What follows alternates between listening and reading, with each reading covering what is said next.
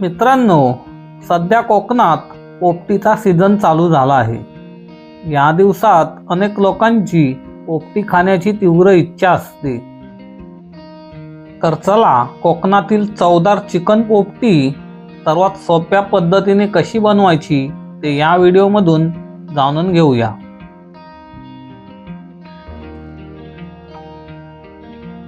सर्वात पहिल्या वालाच्या शेंगा आणि त्यासोबत असलेल्या इतर शेंगा स्वच्छ पाण्याने धुवून घ्यायच्या. त्याच्यानंतर रताळी स्वच्छ पाण्याने व्यवस्थित धुवून घ्यायची.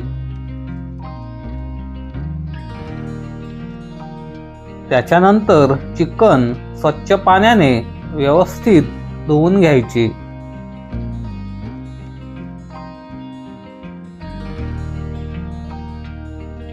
त्याच्यानंतर पुन्हा एकदा चिकन धुवून त्यातील सर्व पाणी व्यवस्थित काढून घ्यायचे.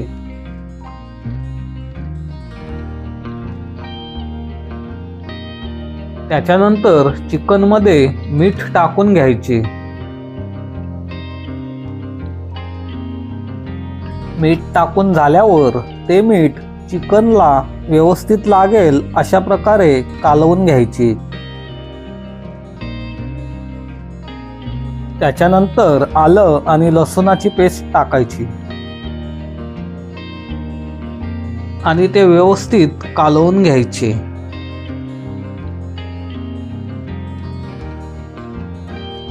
त्याच्यानंतर त्यामध्ये एक छोटा चमचा हळद टाकून घ्यायची.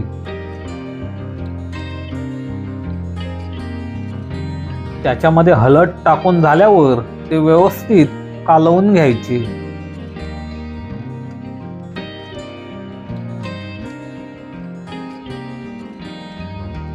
त्याच्यानंतर त्यामध्ये आपला रेग्युलर मसाला टाकून घ्यायचा.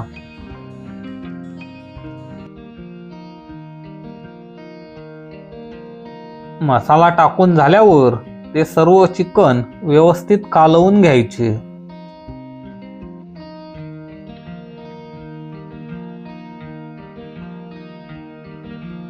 त्याच्यानंतर त्यामध्ये गरम मसाला टाकून घ्यायचा.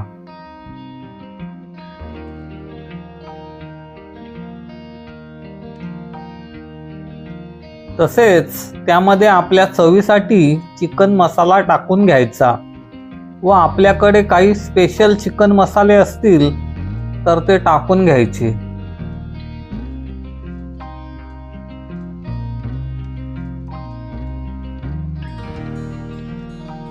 त्याच्यानंतर त्याच्यामध्ये निंबूचा रस टाकून घ्यायचा. त्याच्यामध्ये निंबूच्या रसाच्या ऐवजी दही देखील टाकली जाते. त्याच्यानंतर ते सर्व चिकन व्यवस्थित कालवून घ्यायचे.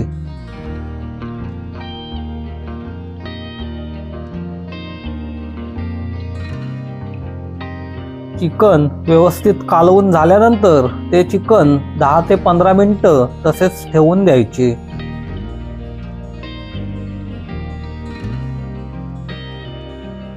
त्याच्यानंतर चिकनचे पीस फॉइल पेपरमध्ये गुंडाळून घ्यायचे.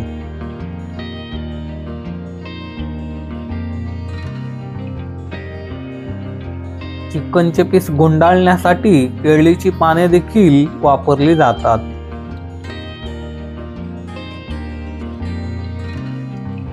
परंतु फॉइल पेपरमध्ये चिकनचे पीस गुंडाळणे एकदम सोपे जाते.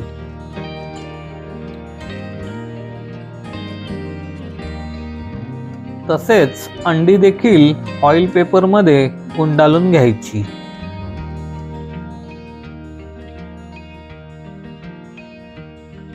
त्याच्यानंतर शेंगा पाण्यामध्ये टाकून ओळ्या करून घ्यायच्या.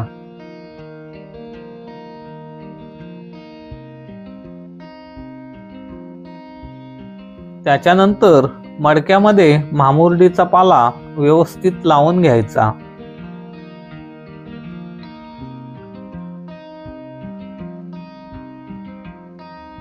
भांबुर्डीचा पाला मडक्यामध्ये चारी साईडला व्यवस्थित लावून घ्यायचा.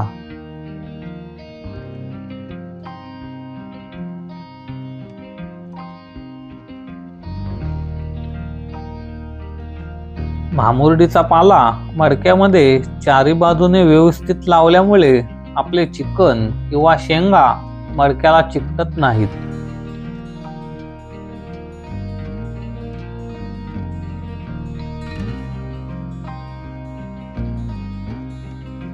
थंडीच्या दिवसात कोकणामध्ये भामुर्डीचा पाला अनेक ठिकाणी मिळतो.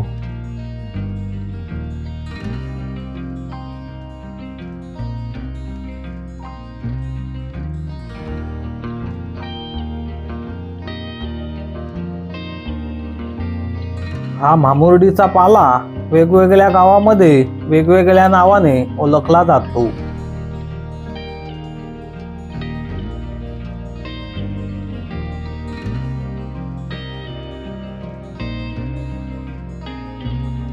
मडक्यामध्ये भामुर्डीचा पाला व्यवस्थित लावून झाल्यानंतर त्याच्यामध्ये शेंगा टाकून घ्यायच्या.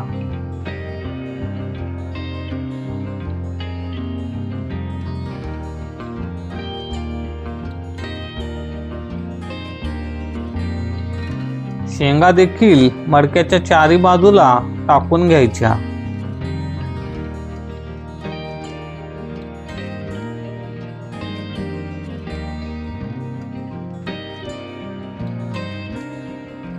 मडक्यामध्ये शेंगा टाकून झाल्यावर त्याच्यावरून जाडे मीठ टाकून घ्यायचे.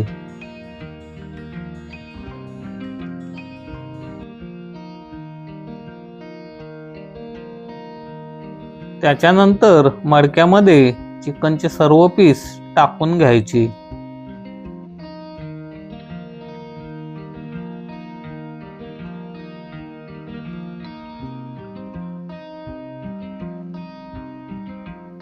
सर्व चिकनचे पीस एकत्र ठेवायचे.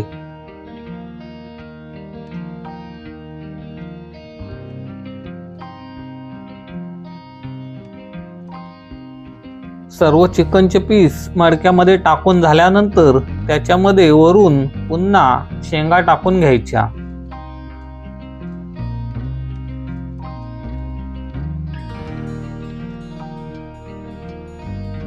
त्याच्यानंतर त्याच्यावरून रताळे टाकून घ्यायचे.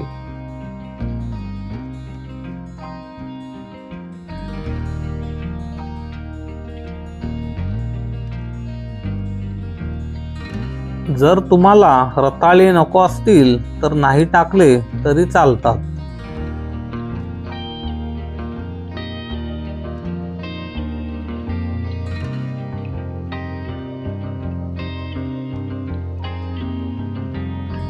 रताळी टाकून झाल्यानंतर त्याच्यावरून पुन्हा शेंगा टाकून घ्यायच्या.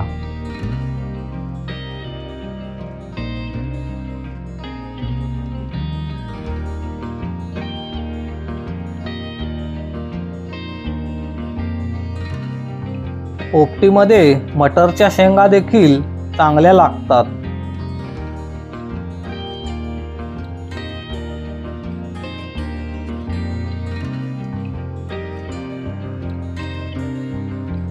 तसेच तुमच्या आवडीनिवडीनुसार तुम्ही इतर शेंगा देखील टाकू शकता.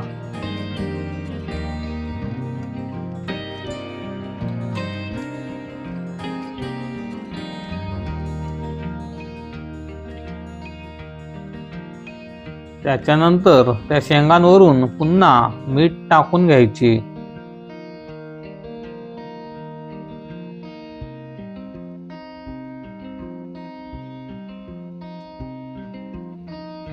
त्याच्यावरून त्या शेंगांवरून पुन्हा भामुर्डीचा पाला टाकून घ्यायचा.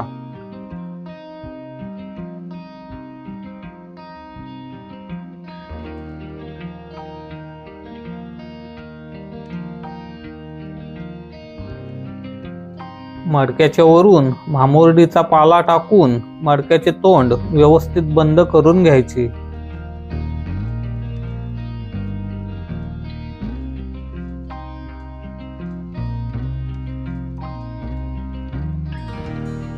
अशा प्रकारे आपले चिकन पोपटीचे मडके व्यवस्थित भरून घ्यायचे.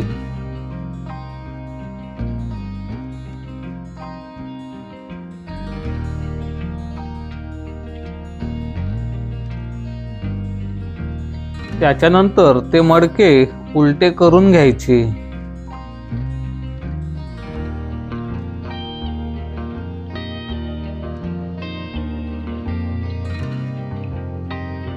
मडके उलटे करून झाल्यावर मडक्याच्या चारी बाजूला व्यवस्थित लाकडे लावून घ्यायची.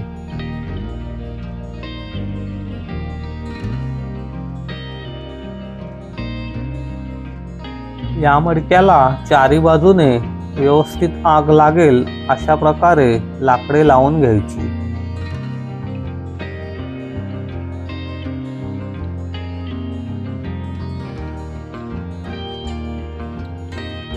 मडक्याच्या चारी बाजूला व्यवस्थित लाकडे लावून झाल्यावर लाकडांना आग लावायची.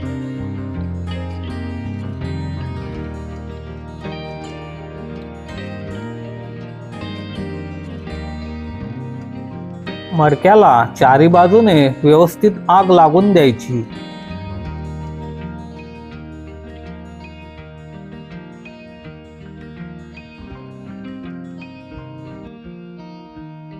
मडक्याला व्यवस्थित आग लागल्यानंतर 30 ते 35 मिनिटांमध्ये मडके बाहेर काढायचे.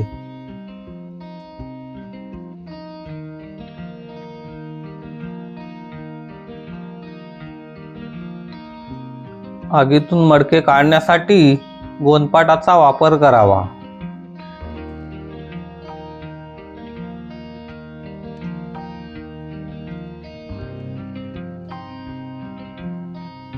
आगीतून मडके काढल्यानंतर चिमट्याने मामुरडीचा पाला बाहेर काढायचा.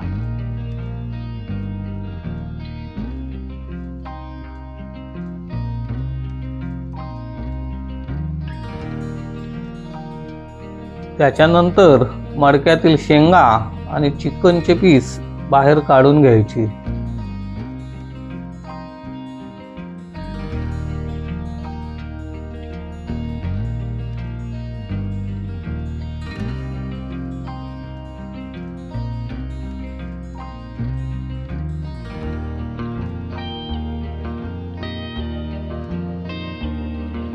अशा प्रकारे आपली कोकणातील चवदार चिकन पोपटी बनून तयार होते.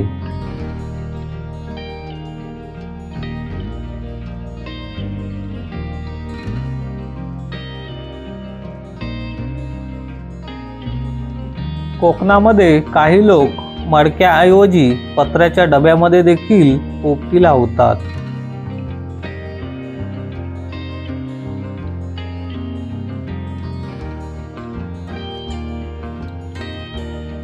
तसेच आपल्याला फक्त व्हेजची पोपटी देखील लावता येते.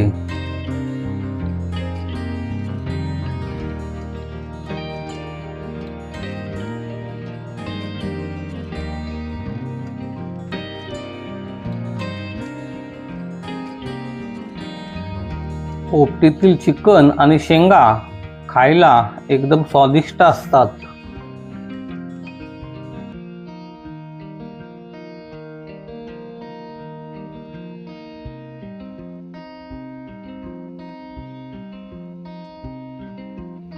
जर तुम्हाला देखील चिकन पोपटी बनवायची असेल तर तुम्ही देखील अशा प्रकारे चिकन पोपटी बनवू शकता.